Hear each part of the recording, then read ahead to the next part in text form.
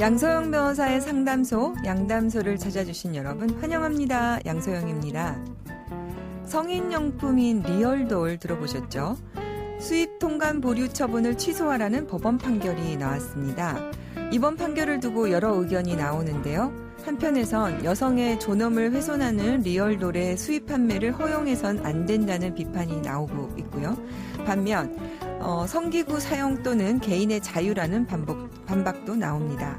또다시 반복된 관세청과 리얼돌 수입업체의 행정소송. 왜 법원은 수입업체의 손을 들어줬을까요? 법무법인 승인 양소영 변호사입니다.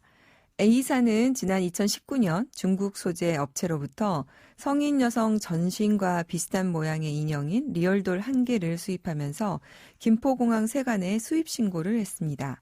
하지만 김포공항 세관은 지난해 1월 풍속을 해치는 물건이라면서 관세법에 따라 리얼돌에 수입 통관 보류 처분을 했습니다. 이에 불복한 A사는 관세청에 이 사건 처분 취소를 구하면서 리얼돌의 통관을 허용해달라는 취지의 심사 청구를 했고요. 관세청은 이로부터 92일의 결정 기간을 지나도록 청구에 관한 결정을 내리지 않았습니다.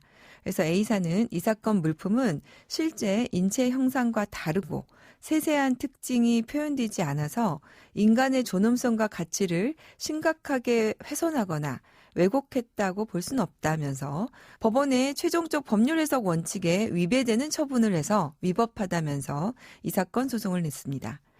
자, 최종적으로 재판부는 이 사건 물품은 전체적으로 그 모습이 저속하고 문란한 느낌은 주지만 이를 넘어서 사람의 존엄성과 가치를 심각하게 훼손하거나 왜곡했다고 평가할 정도로 성적 부위 등을 적나라하게 표현하거나 또는 묘사한 것으로 볼 수는 없다고 판시를 했습니다. 네, 이렇게 리얼돌의 수입을 막은 조치는 부당하다는 법원 판결이 이어지고 있는데요.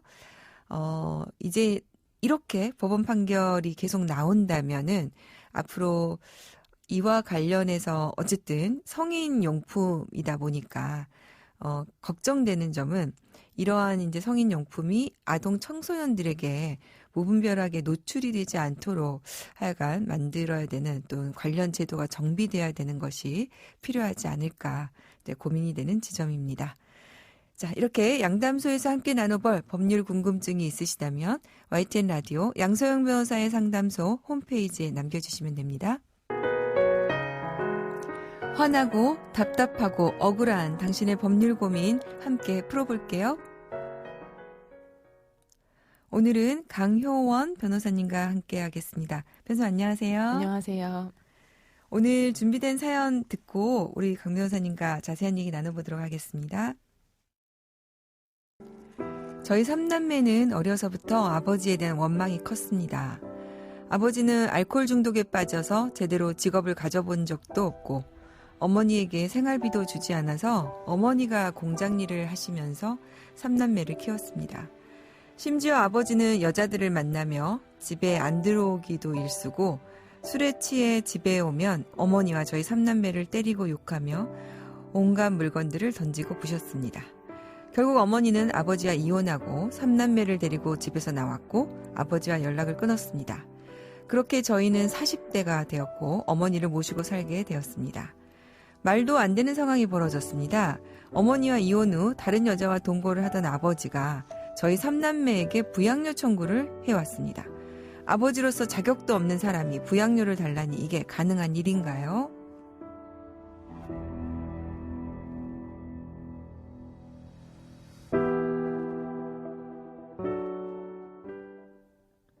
네, 제가 사연을 읽다가 막 흥분이 돼서 네. 네, 그렇습니다. 정말. 이런 아버지가 자식을 상대로 부양료를 청구를 했습니다. 네, 부모님이 부양료를 청구할 수 있는지 모르시는 분들이 많으실 것 같은데 일단 이것부터 좀 짚어보고 갈까요, 변호사님? 네. 민법상의 부양 의무가 있는데요. 이 네. 부양 의무에는 두 종류가 있습니다. 1차적 부양 의무와 2차적 부양 의무가 있고요. 1차적 부양 의무라고 하면 부모의 미성년 자녀에 대한 부양 의무와 부부 간의 상호 부양 의무가 있고 네. 2차적 부양 의무에는 성년 자녀가 부모에 대한 부양 의무가 있습니다. 이 부양 의무의 정도도 종류에 따라서 다른데 1차적 부양 의무는 부양 의무자가 아무리 어려워도 일단 무조건 부양을 해야 하는 소위 콩 한쪽도 나눠 먹는 정도의 부양이라면 2차적 부양 의무는 부양 의무자가 자기의 사회적 지위에 상응하는 생활을 하면서 생활에 여유가 있음을 전제로 부양 의무자가 생활을 유지할 수 있는 정도의 부양 권리자가 생활을 유지할 수 있는 정도의 부양을 말합니다. 네. 1차 부양은 콩 한 쪽을 나눠 먹는 부양이고요. 네, 아무리 어려워도 무조건 같이 먹고 네. 살아야 되는. 2차적 부양은 콩 먹고 내가 좀 여유가 있으면은 좀 나눠주는 이런 거라고. 네, 네, 그렇군요. 저도 이제 가끔 이렇게 그 설명을 하는데 변호사님 그런 비유해 주셔서 굉장히 반갑네요. 네, 아버지가 성인 자녀에게 그러면은 부양료 청구를 일단은 할 수는 있는 거군요. 예, 할 수 있습니다. 네, 그럼 2차적인 부양으로 인정하는 조건은 어떻게 됩니까? 네, 첫 번째로 부양 권리자가 그러니까 아버지시죠. 부양 권리자가 자기의 자력 또는 근로로 생활을 유지할 수 없을 것이고 네. 또 두 번째로는 부양 의무자가 현재의 생활을 유지할 수 있는 경제적인 여유가 있을 것을 요구합니다. 아, 네. 그러면은 이제 우리 사연으로 돌아와서 자, 이런 경우에요. 자, 가정폭력을 했었습니다. 그리고 또 미성년 자녀를 돌보지도 않았었던 이런 아버지가 부양료를 청구할 수 있습니까? 네, 이런 경우는 구체적인 사안에 따라 좀 다르다고 할 수 있습니다. 예전에 15년 전에 하급심 판례 중에는 아버지가 과거 미성년 자녀에 대한 양육 의무를 이행하지 않고 또 오랫동안 다른 여성과 또 그 여성과 자녀도 낳고 그렇게 살면서 노쇠하자 본처 자녀들에게 부양료를 청구한 사례에서 민법상 친족관계의 부양 의무 존부는 과거 양육 의무의 이행이나 부양 권리자의 도덕적 의무 이행 여부에 따라 달라지지 않는다라고 판시해서 부양 의무를 인정한 사례가 있습니다. 그런데 최근에 2018년도에는 청구인이 과거 혼인관계 파탄의 원인을 제공하여서 결국 두 사람이 이혼하면서 그 자녀인 상대방에게 경제적인 부담과 함께 정신적 고통을 가한 경우에는 이제 와서 자기 권리를 주장하면서 부양료를 청구하는 것은 신의 측에 반하거나 권리 남용에 해당하여 부당하다라고 판시해서 부양 의무를 부정한 경우가 있습니다. 그래서 사안에 따라 좀 다르다고 봐야 할 것 같습니다. 이거 2018년 사건 제가 한 사건입니다. 네. 또 어떤 사례에서 부양료 청구가 기각됐습니까? 예, 앞서 부양료 청구 요건에 따라서 성년 자녀인 부양 의무자가 부모를 부양할 수 있을 만큼 경제적인 여유가 있다고 볼 수 없을 경우, 그러니까 성년 자녀가 그런 경제적인 여유가 없는 경우, 또는 부양료를 청구한 그 부모가 현재 생활을 유지할 정도의 재산이나 뭐 연금 이런 게 있을 경우에는 부양료 네. 청구가 기각되었습니다. 네. 그러니까 이게 이제 가장 중요한 게요. 가정폭력을 일삼고 오랜 기간 떨어져 지낸 이런 부모가 부양료 청구를 하는 경우에 사실은 이제 본인이 하지 않은 일을, 그러니까 본인도 권리를 주장하려면 자기도 의무를 다한 자여야 되는 거 아니겠습니까? 우리 지금 전에 얘기했지만 여러 가지 얘기했지만 구하라법이 만들어져야 하는 이유가 네.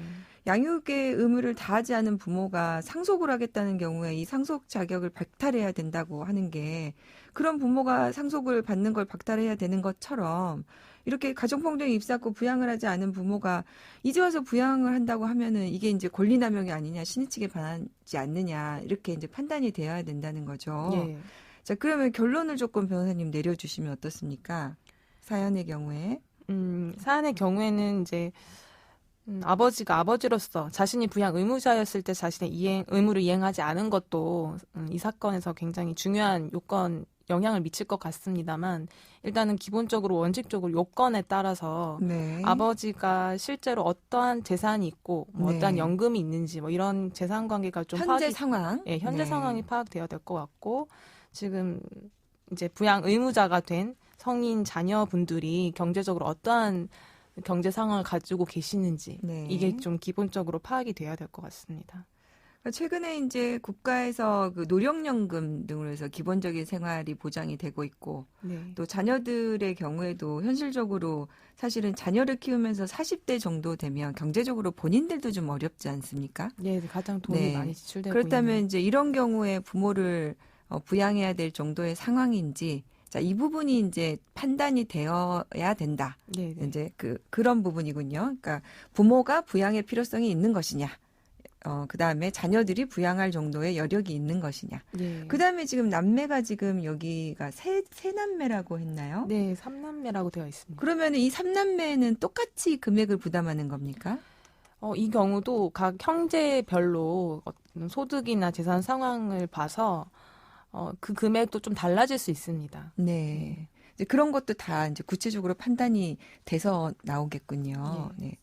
만약 부모님이 재혼을 해서 새어머니, 새아버지 같이 법적으로 이렇게 부모 자식 간이 아닌 경우가 있을 수 있잖아요. 예. 또 시부모님이나 장인, 장모가 또 그 상대방 배우자에게 이럴 경우도 부양료 청구가 가능합니까? 일단은 이것은 좀 경우에 따라서 좀 나누어 봐야 될 것 같고요. 네. 민법에서 직계 혈족 및 그 배우자 간, 그 밖에 생계를 같이 하는 친족 간에는 서로 부양 의무가 있다고 규정하고 있습니다. 네. 민법에서 친족이라면 배우자, 혈족, 인척을 친족으로 보고요. 아까 새어머니, 새아버지와 같은 계모자 관계나 또 시부모와 며느리, 장인, 장모, 사위는 인척 관계입니다. 따라서 이분들의 부양 의무를 인정하기 위해서는 생계를 같이 하는 친족이어야 하고요. 대법원도 부부 중 일방의 부모 등 직계 혈족과 상대방 사이에서 직계 혈족이 살아있다면 생계를 같이 하는지 여부와 상관없이 부양 의무가 있지만 직계 혈족이 사망하면 상대방이 재혼하지 않았더라도 생계를 같이 하는 경우에 한해서 부양 의무가 인정된다고 한 바 있습니다. 네. 그럼 상황에 따라 달라지게 되겠군요. 네. 자, 오늘 부양 의무와 관련해서 한번 살펴봤습니다. 강효원 변호사님 감사합니다. 감사합니다. 양소영 변호사의 상담소 양담소는 내일 또 문을 엽니다. 끝곡 오아시스의 Don't Look Back in Anger 들려드릴게요. 양소영이었습니다.